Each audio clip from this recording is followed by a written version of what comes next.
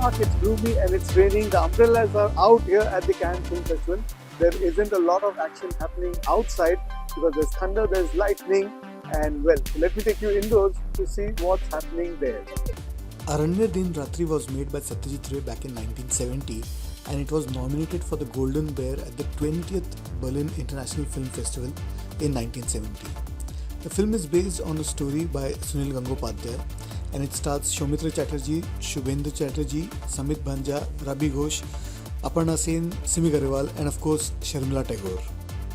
The film has been restored by the Film Heritage Foundation led by Shivendra Singh Dungarpur along with the Martin Scorsese Foundation. It has become a habit for the Film Heritage Foundation and Shivendra Singh Dungarpur to make their presence felt at Cannes with at least one Indian film every year.